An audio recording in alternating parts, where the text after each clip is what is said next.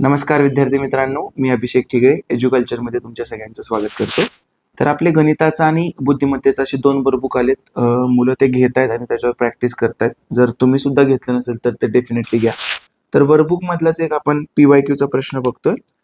नफा तोटावर आधारित प्रश्न आहे. प्रश्न तुम्हाला म्हणतोय की एक दुकानदार 10 रुपयाला 15 आंबे खरेदी करतो व 10 आंबे 15 रुपये याप्रमाणे विकतो, तर त्याला शेकडा नफा किती होईल? त्यानं पहिल्यांदा काय केलं, पण 10 रुपयाला 15 आंबे खरेदी केले.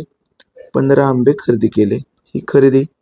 आणि 10 आंबे 15 रुपयाला विकले. 15 रुपयाला 10 आंबे विकले. मग आपल्याला नेहमी गोष्टी समान असतील तर त्याचा नफा किंवा तोटा काढता येतो.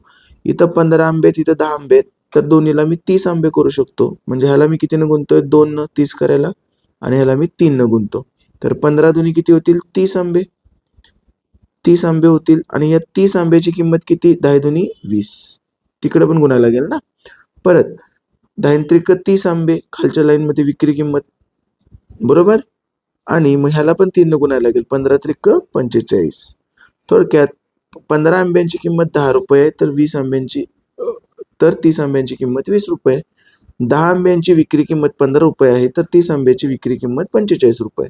म्हणजे आता ह्याच्यावरून जर तुम्ही बघितलं तर 20 रुपयाची गोष्ट तुम्ही 45 रुपयाला विकताय, याचा अर्थ 25 रुपये नफा कमवताय. मग जर 20 रुपयावर 25 रुपये नफा मिळत असेल तर 100 वर किती? 20 5 100, 25 5 100. हे एवढ्या सोप्या पद्धतीनं तुम्हाला करता येतं. याचे जर तुम्ही फॉर्म्युले बघितले किंवा मेथड बघितल्या ट्रॅडिशनल XYची, तर खूप मोठं पान भरतं.